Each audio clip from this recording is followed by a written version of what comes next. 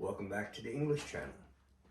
Today's port of call will be arguably the greatest novel of the 20th century, F. Scott Fitzgerald's The Great Gatsby. Our thesis is that Gatsby is not about James Gatz or Jay Gatsby or Nick Carraway or Tom Buchanan. It's about the United States of America. Fitzgerald works it from a macrocosm to a microcosm, all summarized in the final paragraphs of the novel. Let's begin there, and then we will amplify those themes. I'm using the 1925 Scribner's and Sons edition, which is the most popular. All paginations mentioned will be from this edition, so it's probably the one you have at your hands anyway. All right, Nick is narrating here at the end. Gatsby's already dead,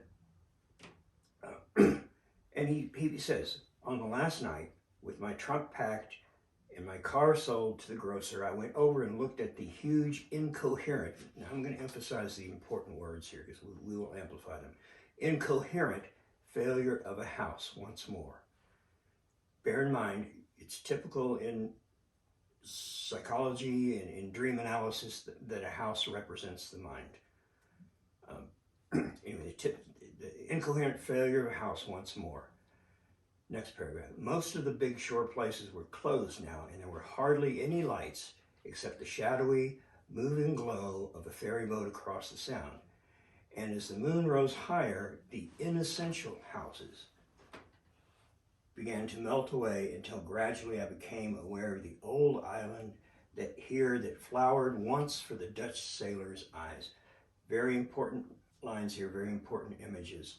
It's the Dutch sailors. Remember, this story takes place in New York, which once was New Amsterdam. So the old island that flowered once for the Dutch sailors' eyes, a fresh green breast of the New World.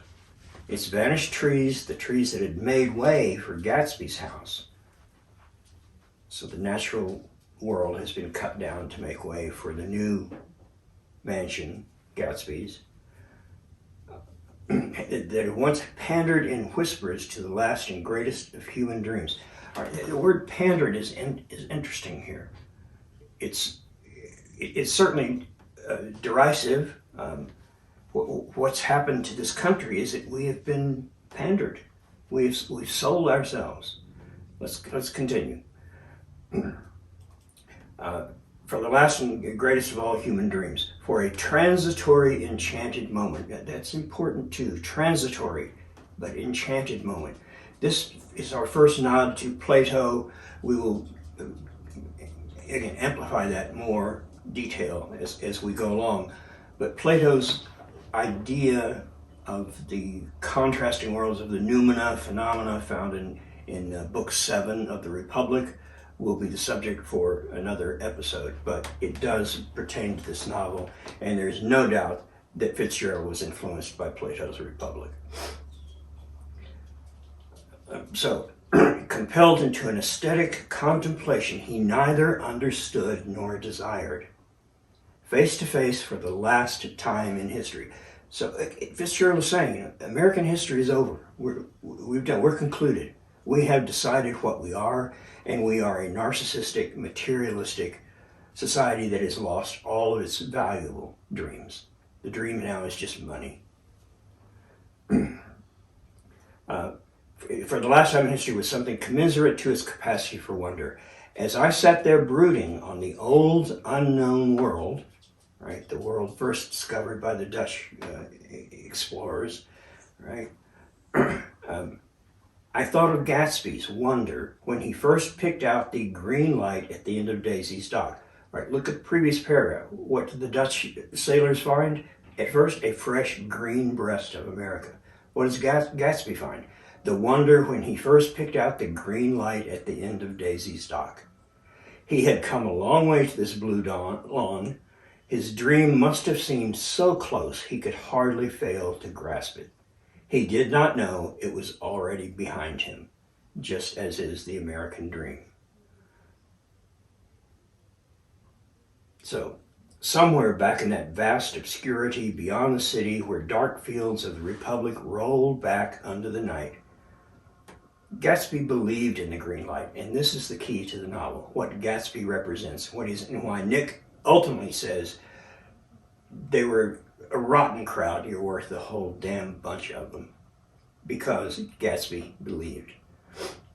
In the green light, the orgiastic future that year by year recedes before us. It eluded us then, but that's no matter. Tomorrow we will run faster, stretch out our arms farther, and one fine morning, and again the paragraph ends with an ellipsis. Fitzgerald doesn't finish it. One fine morning, what? We're left to fill it in. And one fine morning, final paragraph. So, we beat on. That plural pronoun is important because Nick is including himself, and by extension, so is Fitzgerald. We, those who still understand, who understand Plato's light, his noumena, we beat on, boats against the current, borne back ceaselessly into the past. We'll break there. And if you found this presentation informative and or entertaining, you know we can't do it without you, so please click the subscribe button below.